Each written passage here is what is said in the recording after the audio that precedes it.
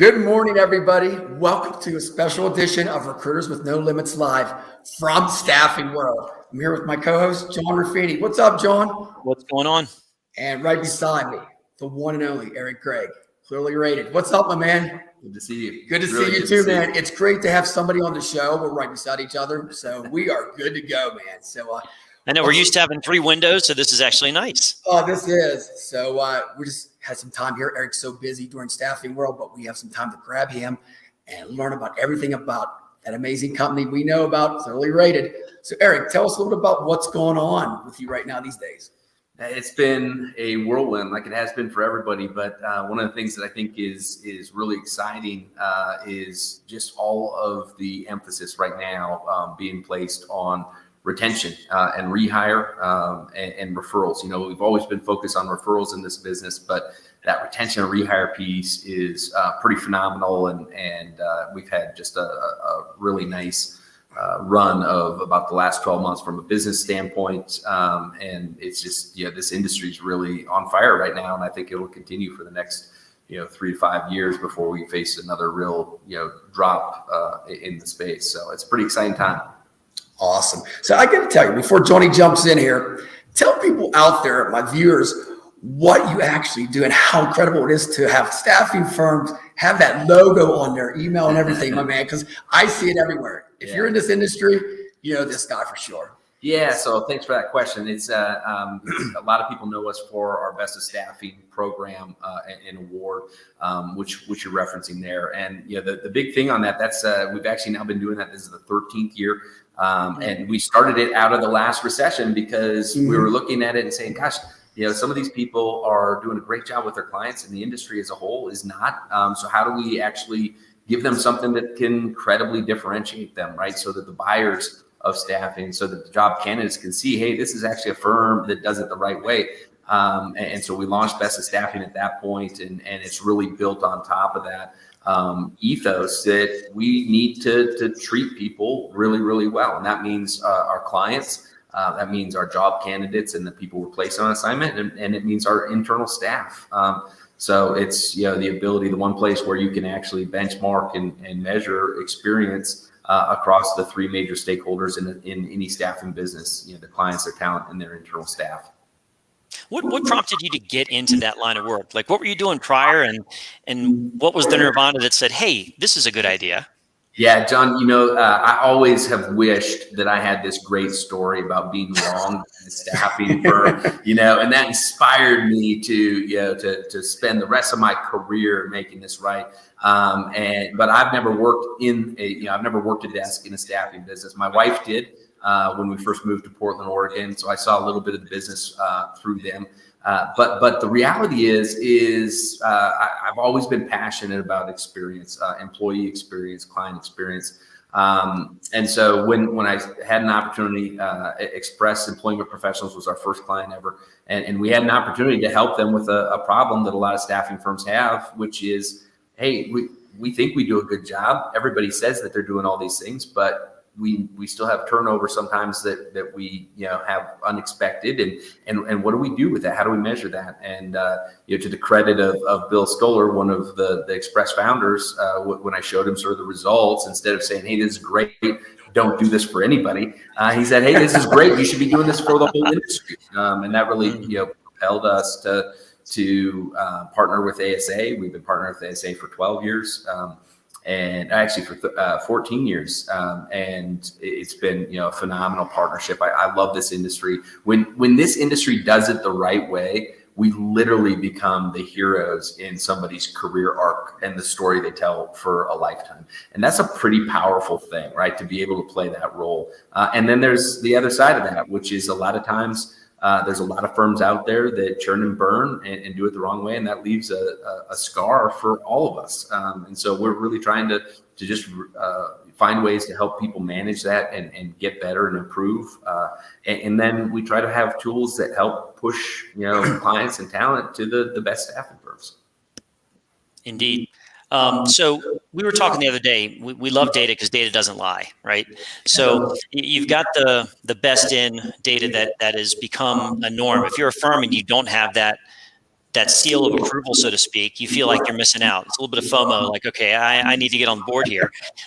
There's also work that you're doing to find out how employees like their company, how the contract employees of the staffing firm are engaging and enjoying that company. Tell us a little bit about that effort. Yeah, so the employee piece, it's interesting, John. When we started this, and the first year when we did Best of Staffing, the Best of Staffing on the talent side was far less popular than the Best of Staffing on the client side. I remember people even saying things like, "Yeah, well, as long as we have clients that are willing to write a check, we'll have plenty of candidates," right? And that sort of dates me in the industry, right? But we've all been in this industry for a while. We remember when that was the mindset. And thankfully that's changed, and it's changed gradually, and then now it's changed really acutely. And so we understand, right? The things that drive people to stay at an assignment have a lot to do with how they're treated and how they're perceived as being a part of that group. And so we help people identify that. At onboarding, it's things like, hey, is this what I was expecting? It's issue resolution. It's not it's not the hardest thing in the world to do, but so many people have a really, really difficult time doing it at scale. And that's where it gets really challenging. And so we really try to help people understand that, right? And get out ahead of the small fire before it becomes a big fire. Deal. So Eric, I got to throw this out there. These surveys that you send out all the time, how important are they to fill out? Yeah, they're critical. And I think that what's interesting is a lot of people, we all get the surveys to our inbox. And so one of the big barriers, I think, with executive leadership is, is anybody going to actually fill out that survey? And I mean, we could fill the entire time today with just all the ways that you can actually get people to fill out your surveys. But the reality is that if you follow kind of our method, you're going to end up with about 2x the response rate of the industry for B2B. And that's because we do a lot of things to personalize that, to make it land in inboxes at the right time, to make sure the server reputation is where it needs to be. And the fact of the matter is that the engagement, right, is actually pretty high. So we have some firms that response rates up 45, 50%. And we have other firms where it's down below 20%. And a lot of that just depends on sort of how much this is a part of their cadence and kind of ritual of talking about their service. Do you coach your clients on internal communications that they send out to their employees as far as to help motivate them and not just, again, get an email that says complete this survey? Yeah, it's interesting when we do it with talent, right? So the people that are being placed on assignments by staffing firms, that comes and it looks and it feels like it's coming from the staffing firm themselves. And one of the things that we did, we launched, we've been doing internal staff surveys for a decade with a handful of companies, but we haven't ever done it as an award program. And for this last year, we launched it with a heavy emphasis on diversity, equity, and inclusion, and a heavy emphasis on actually being able to share those results on clearlyrated.com. So now you've got, instead of Glassdoor, which is maybe the people that have left or that have felt like they've gotten burned, you've got all the people that are actually working at your company today, and you can utilize that and sort of what they love about working at your company. But you actually have some benchmarking to understand, hey, are the men at this company feeling differently about their experience than the women? Are the employees of color feeling different than their white counterparts? And that's a really important thing. And I'm really proud of the ability we've had to influence firms in a positive direction around diversity, equity, and inclusion. Now that's a game changer. What I took away from that part is, and not to slam Glassdoor because they've been around forever. And, the old saying was, if you're thinking about applying to this company, go look up their rating on Glassdoor. But you're right. Most of the Glassdoor reviews are from people that no longer work there. Negative. So yes, and most of it's negative. So it's almost like you're looking for dirt. But if you have a platform where the people who are there now are giving testimonials and you're getting a feel for real time, okay, what's it like to work at that company right now? What's the leadership like? What's the culture like? What's the inclusion policies, and what do they promote? How do they treat their people? That's a huge game changer for people that are considering working for a company, to be able to go get a real in-time look at a company's insides. It is, right, and it's a storytelling tool. We ran an analysis, and I think the average score for a staffing firm on Glassdoor was around 3.2. If you look at the almost 100 firms that participated in the internal employee best of staffing this last year, that number was around 4.3. And so again, there's a lot of things that go into that. I'm a huge believer in Glassdoor, to be honest, but especially for the staffing industry, it doesn't always tell the accurate view of what it's like to work as an internal employee at that firm. Do you envision, so you've got your best of client, best of candidate, you've got your net promoter scores. Do you envision companies having a DE&I score? Yeah, I think eventually we want to shine some light on those aspects as well. I'll be honest, we're still very much in that journey, figuring out our own path around diversity, equity, and inclusion.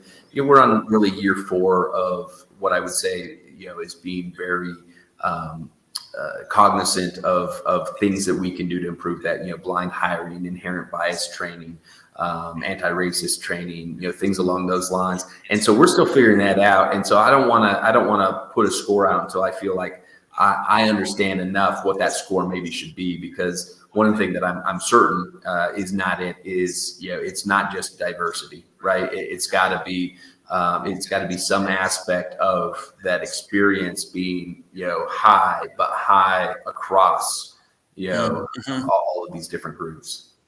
Very cool. There's a few people at Staffing World that could help you form that barometer, I'm sure. Yeah. For sure. Absolutely. And it's been cool to see, like, there's some staffing firms doing some really good work around diversity, equity, and inclusion. And, that we learned from a lot.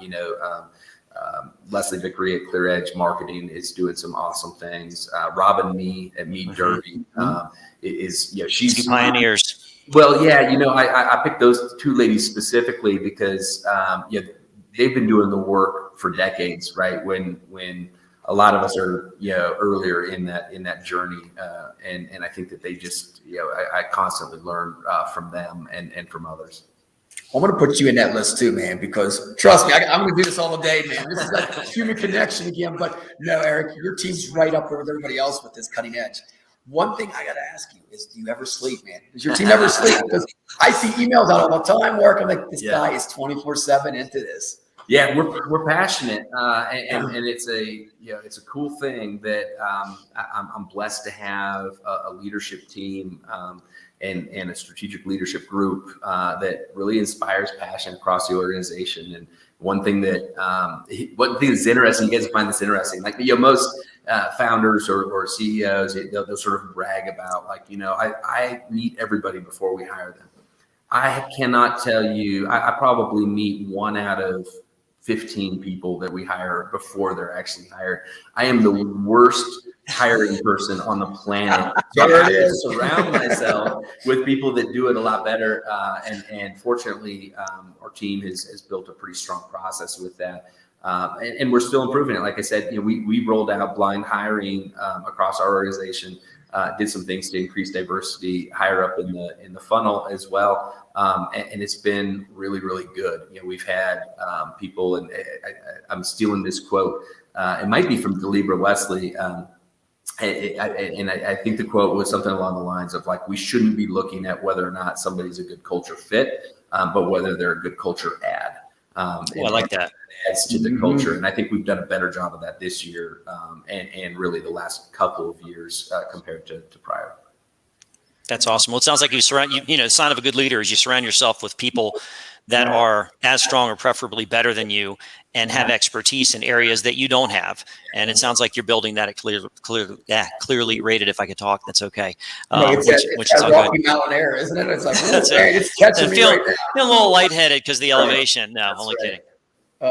That's too funny. I got to ask you, Eric, are you guys working with every state? Are you going to venture off to Canada, or are you there yet? Yeah, we're in U.S. and Canada. We actually run surveys.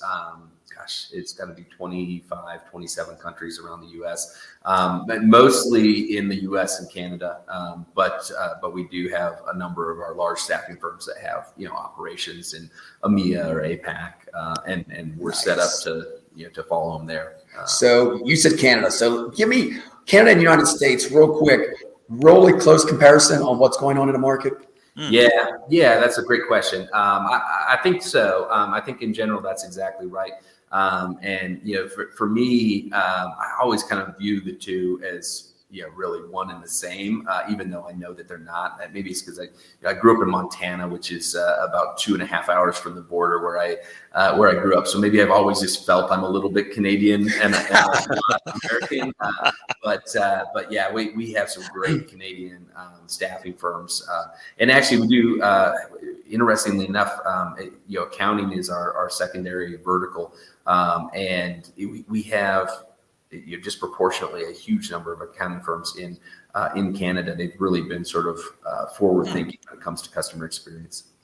Wow, very cool. So how has Clearly Rated dealt with, we were talking about this a little bit offline, and about how workplaces have just changed, and they have to change, and no longer, there's a lot of people still expecting we're going to go back to the office full time, when that's probably not very realistic thinking in today's business climate. What are you seeing? How has your company dealt with that? And what are you seeing in the marketplace as far as what organizations are doing and how they're approaching the back to work situation? We've been fortunate because we do a fair bit of research with Upwork, and that was a major question that they wanted to address in their research that they've been publishing around buyer behavior and hiring manager behavior. But we also have been partnering with CareerBuilder and the American Staffing Association for a decade plus to do research and just bring trends to the industry. And one of the things that we hit with our staffing professional survey was, hey, do you want to be fully in the office? Do you want to be fully remote? Do you want to be hybrid? And then the second question that we only ask the executives, what are your plans, right? Post-pandemic is a part of it. And one of the biggest findings on that is that only 9% of staffing professionals said that they wanted to be full-time in the office. Yet 38% of staffing firms say that they're actually going to be full-time in the office post-pandemic. And so I think there's going to be a little bit of a head here that we're going to come to. It's going to be pretty amazing. But the benefit for us is that we've been able to see all this research. And then we did a little research on our own, and it's very few people that want to be full-time in the office. And it's actually, truthfully, not that many people that want to be full-time remote. Most people want to have some kind of a hybrid schedule. And so that's really how we've built ours and the strategy we've taken going forward. And honestly, it's been less painful than we thought it would be. We've certainly done some myth bustings that we had around problems that we thought it would create that it really hasn't. And on top of that, it has been one of the best things that we can do for equity and inclusion, because the people that can be in an office full time, 5 days a week, 8 to 10 hours a day, it's white dudes. And so if you're looking at improving equity and inclusion and ultimately diversity, we have to understand that just because as a white male CEO, I have a ton of support, not all of my employees maybe have that same level of support. And so if we're giving them that flexibility, true flexibility, right? Not just I say it, but the people that come into the office are going to be the ones that get promoted. Like, we have to really live that flexibility. You're actually taking probably one of the biggest and best steps you can take towards improved DEI as well. Yeah, we talked about how this has come about the last 18 months. And it probably should have been this way all along, but it wasn't because of the corporate stigma. But there's so much of more of an acceptance of understanding people for who they are and what's going on in their life outside of the workplace, that you can be yourself more now than ever and not worry about it. We talked about, being on Zoom calls and having, family members or kids in the background, a crying baby, a dog barking. You were mentioning the sports interview on ESPN where I forget who it was, but all his daughters were jumping on the couch with him. Yeah, it was great. And, I still feel like we apologize too much for it, right? I mean, we're a year and a half into this now, and still when, somebody's kid comes into screen, we're like, oh, I'm sorry, or, and we have to get past that piece of it. But the reality is that we've changed, what is acceptable. We've had stories of people that were doing a leadership call on their way to pick up their son from practice, and that would have never been considered appropriate. And yet now we're realizing, like, hey, we've been asking a lot, right? We've been asking for people to be responsive after hours, and I think it's time now to really give to that as well. And a work-life balance looks so different. Everybody's got to kind of define that on their own. Some people have a hard time turning it off. Other people are really great with kind of a blended, throughout the day. And people just have to figure out that cadence, and companies have to figure out what that can look like for them, and what the impact that has on their business and on their ability to retain their talent internally. And what we all found out was, guess what? The work still got done. Exactly. So it's like everybody was so afraid, like, oh, what's going to happen? And I think there are different challenges with hiring remotely and managing remotely, because you don't get that sense of face-to-face camaraderie and team building. So there's different things that we still have to learn as a business culture on how to best do that if you're not used to it. But we've all got to be big kids. To your point, everybody manages themselves differently. And some are going to want to be in the office more. Some are going to want to be remote. Some are going to want to be hybrid. But all of us have to be accountable to getting the work done. So if you're given that leeway on, hey, you can decide what kind of balance you're going to have and how to do the work, but at the end of the day, the work's got to get done. That's a luxury that more and more are being afforded now because of this. And it's a test to see, hey, can you do it? And if you can, great. I know an organization, we provide that as an incentive. If you are excelling at a certain level as a recruiter, you earn the right to work remotely more and more. And if your numbers come down, well, then we want you back in with your teammates. And what we found was those that have come back in are actually kind of happy because they've got that human interaction in that pit environment. So it's creating a new type of culture that people are embracing, which is great. And this is a place where, back to your earlier comment, like you have to be willing to look at the data and try to be unbiased as you look at that data, because we all know how to build a company and a culture one way in the office. Right. And we have to look, for example, when we went remote, we thought, okay, we have a bunch of software developers. How much less productive are they going to be now that we're remote? Mm-hmm. And it turns out they were actually more productive by a span of about 15%. I talked with my sales leader the other day, and we talked about, well, we want to hire, SGRs or kind of outbound lead generation folks. We want to hire them in the local Portland market, because we want eventually for them to be able to kind of learn from each other. And we went back to the data. We had hired a hiring class when we were in office, and we hired a hiring class when we were fully remote. And the hiring class when we were fully remote outperformed the in-office group. And so, wow. To his credit, he said, I mean, the numbers are there. I don't know why we wouldn't look at this as a national search, and we have, and the amount of talent that we've been able to attract that way is just, it's always going to be higher, right? If you go from one market to 200 markets that you could potentially hire from, you're going to have more talent. Exactly right. And I think the micromanagement is going away. Yeah. Nobody wants to be micromanaged anymore. They're just going to walk out. That's right. That's right. And Jeff Bowling, who sits on our board and used to run Delta companies, now CEO of Curative, he said to us as we were going remote, he said, look, I think that you can maintain culture remotely. I'm not sure that you can build it. And we've been growing and added a lot of headcount in the last 6 months, especially the last 12 months. And I think that he's right. It's a challenge to build culture when you're primarily remote. However, it's also a challenge to retain talent if you're not offering that flexibility. So you're changing one problem for the other. There's not a version of this, in my opinion, that's problem free. You just have to figure out which one you're more comfortable tackling. So true. So do you think this is the biggest change in the industry in your career? I mean, in the last year?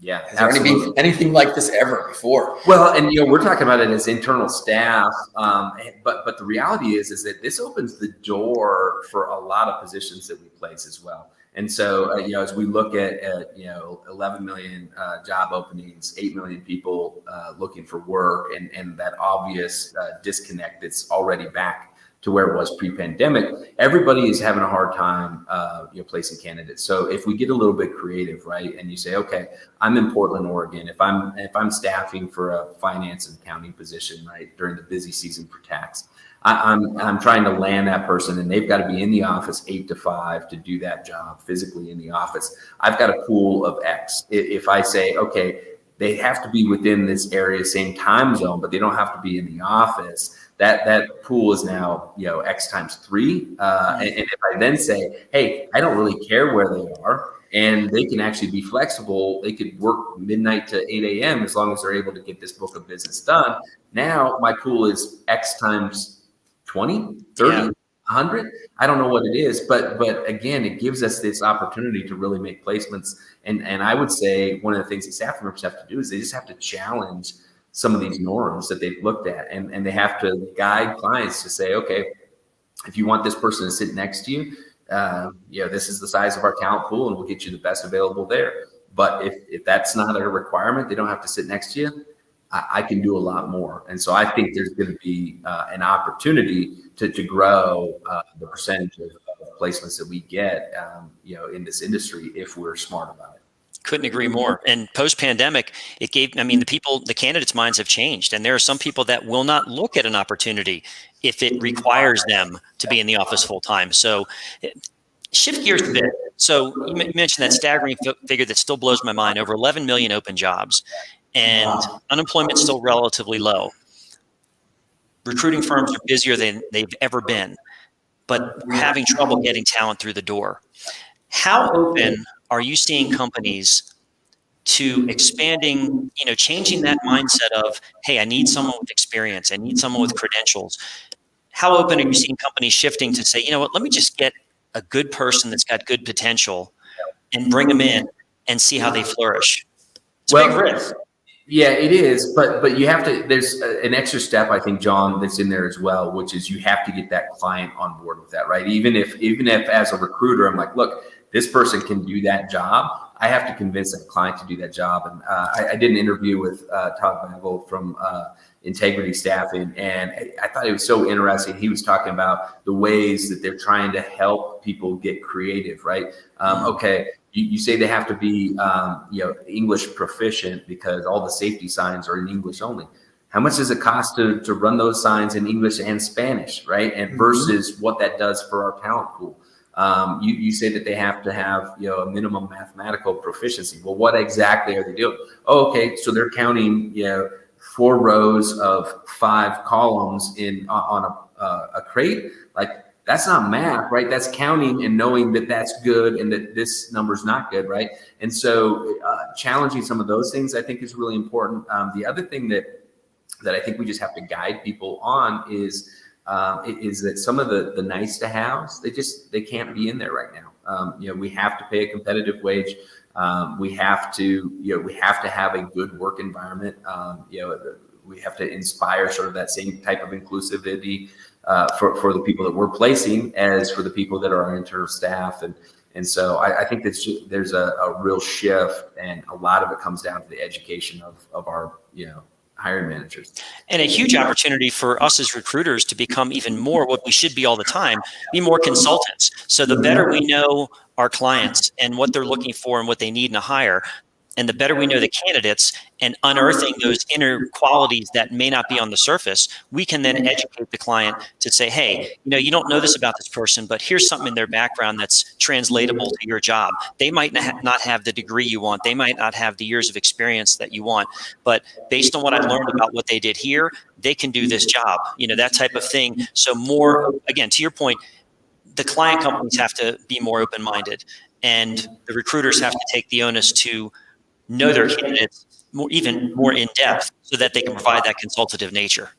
John, and I want to jump in on this. I think the biggest thing is that relationship with that client. Yeah. Mm-hmm. Staffing firms and clients, they butt heads at times. You know what I mean? So that's where you have to break that barrier and say, we're a team together. Yes. There's no person. It's like, if you're an HR person, you're recruiting for the same position that you put the staffing firm for, whoever gets it. That helps the company out. I think we have to have that mindset. Until you get that, you're just going to keep butting heads. I think you're right. And the question I have for you guys, my perception is that when we're taking job orders, we're still in this mindset, even though we know we've got more job orders than we can fill as an industry, we're still in this mindset where we take the job order sort of as delivered, and then we go and try to find that. Even if, as we're sitting across there, I'm like, okay, that's a unicorn. You're asking me to find a unicorn. There's nobody going to work for that wage at that job and this criteria. but we don't do enough in the moment to say, okay, that's going to be really difficult. Let me tell you why. Maybe there's some things that we can, see on this that don't have to be a part of this, that we can do that. Am I wrong on that, or does that still feel like something that you're having to train recruiters on? Is that, look, as we're taking that job rec, part of our job is to make it a job rec that could be filled. You're not wrong, Eric. And I think recruiters are afraid of the client. Again, the client still pays the bill. So, they get this mindset that, oh, I've got to have this job order, so I'll just take your job description and run with it. When one thing that I've always trained over the years is, don't be an order taker. That should be an opportunity for a two-way conversation to find out, all right, well, why is this a requirement? Why is this a must-have? It gives you, the recruiter, a better understanding. Maybe it really is a must-have, but you got to know why. But a lot of times in those discussions, this is just a laundry list of skills that's been stuck in an HR drawer for years that they just use because that's what they have. So I agree with what you said. I think too many people just take it and run because they're just concerned with the transaction.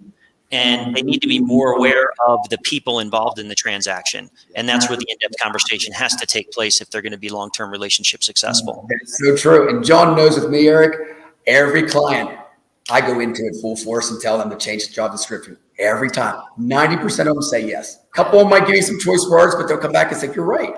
We've been looking for this candidate for 6 months. It's a job description. You're putting all this purple squirrel stuff out there.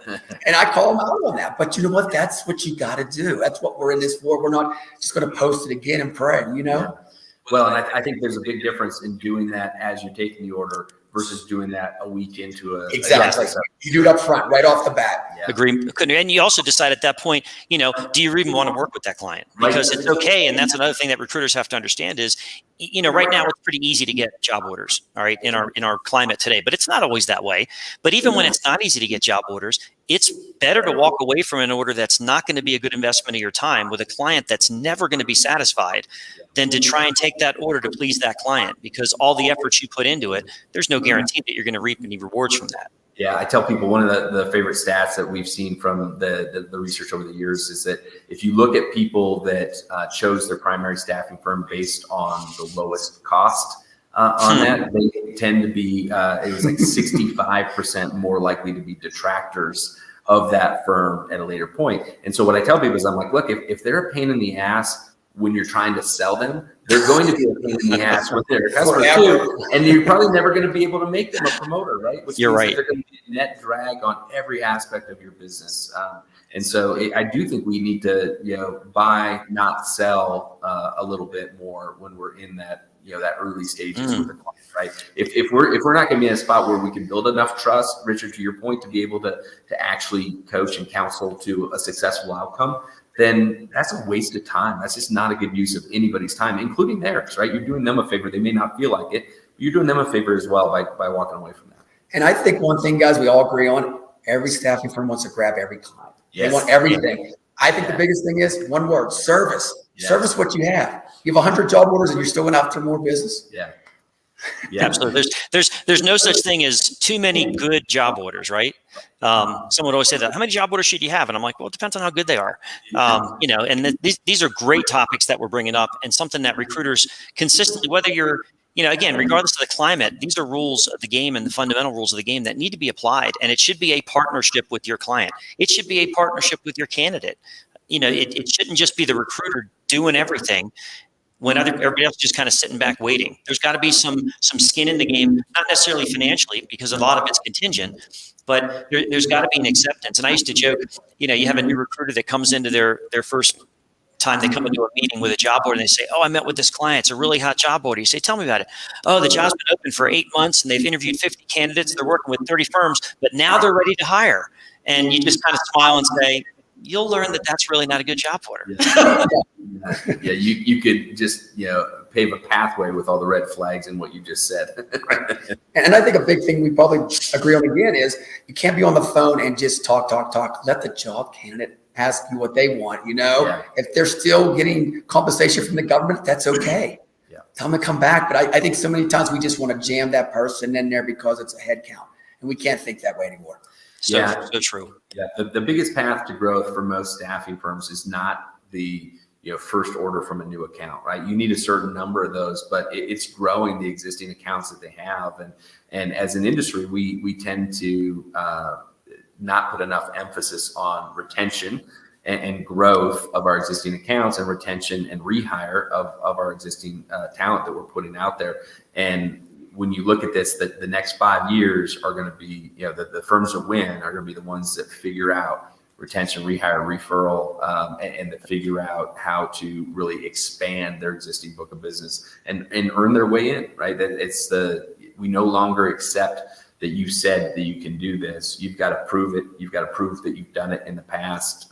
And that's why I'll tell people, look, as much as I love Best of Staffing and that badge, where we kind of started this conversation, 5 years from now, it's going to be meaningless until you actually see the score underneath it, right? Because as consumers, we just don't accept something that we see, right? We're expecting more and more to be able to see the proof behind that, right? Is that just a badge you bought? No, it's actually the scores that matter on that piece. And so being able to prove it with the online ratings and reviews and testimonials, that's going to be really the name of the game, in my opinion. So powerful. Go ahead, Richard. So true, because like when you shop at Amazon, do you look at the reviews? I look at everything before I buy something. It's the same way with this. That's right.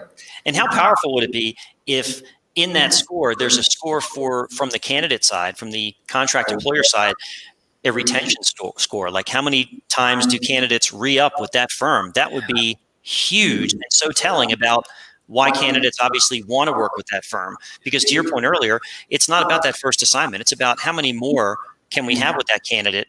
And that takes relationship building. And you've got to be, to your point, Richard, you've got to be listening to what they want and being able to deliver what they want in an opportunity. So there's a lot of good stuff on the horizon for sure. Yeah, Staffing World next year, I think, is in Vegas, right? So a lot of staffing firm executives will burn through a lot of cash unnecessarily in Vegas. It will be a fraction of what they'll leave on the table because their rehire rates suck. It's great point. The fact of the matter is that as an industry, that's probably the biggest place where we just blow through cash, right? We've done all the hard work and we undo all this goodwill end of assignment, and we don't do enough to take this person that's already proven that they can be a really good asset for us, a really good fit, and we should be really prioritizing putting them back to work. People give it lip service, but very few people are really taking steps to improve that. Exactly, and I always said that. If they get terminated from a job, see what happened first. It's not always the candidate's fault. Right. That's right. So I always say give everybody 2 shots. And then on the third one, you're out for good. Right. I mean, seriously, we have to give them chances. Yeah. But I think right now in our industry, everybody wants new. We want new resumes, new candidates. It's like you have them right in your backyard. It's crazy. I mean, the amount that you save on a placement, if you can place somebody that you've already gone through all of the pre-work on, right? You avoid the job posting, you avoid probably the background check, probably the drug check.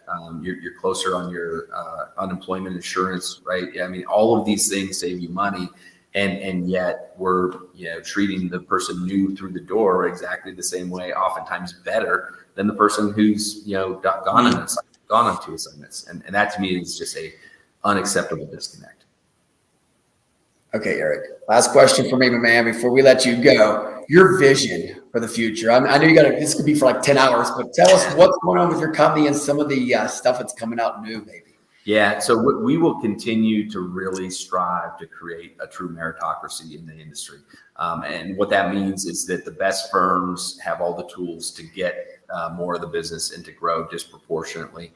So we'll be putting a lot into that. We see actually a lot around recruiter reputation. We've got a few firms now that have rolled out a star rating by recruiter that goes in their email signature and allows people to say, and not only is this firm good, but hey, here's what the people I've placed say about working with us. And so we're doing more of that. I think you'll see continue to focus on ways that we can help people tell that story in a credible way. Johnny, any final thoughts on everything that we took in today, man?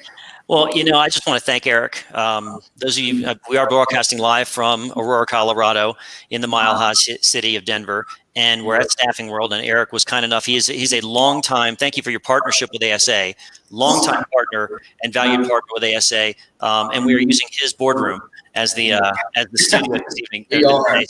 So we appreciate it. Now, I think a lot of there's a lot of enhancement to our industry that is in the process of taking shape, and it's needed. And everything you mentioned, it's all about how we do our jobs. And it's not so much about being transactional. It's about focusing on how you treat people and what you do for them and with them, and building that true relationship so that you can grow together. And it'll be interesting to see how things evolve post-pandemic. If it took that to kind of shake our industry a bit, then so be it. But I'm excited about the future. I think it'll be a net positive for the industry. Honestly, I think it probably jolted us into some change that was holding us back. If I'm being honest, and it looks probably like we're about to back to 2019. But I actually think the door has been knocked open in a really positive way for what we can do in the next 5 years as an industry. So I'm excited about it. I think it's great. I'm going to sum it up like this. Clearly rated, one thing, giving equals growth. They sponsor pretty much everything across the board. They're always giving. And that's what's great about it. You support everything that goes around it to wrap around your company. And that's what's great about it. You support everybody. So I want to thank you again, man. Hey, handshake after handshake. Hey, one thing I can do today that I couldn't do before. Look at this. All right. It's live. Come on. There it goes. I can come right between you. Yeah, buddy. That's what we do here. Hey, once again, thank you so much. If you're in your staffing world, stop down, man. We got another day of this exciting stuff. Check out Eric. See all his information at the bottom, and we'll see you later on. Take care. Take care. Thanks, guys.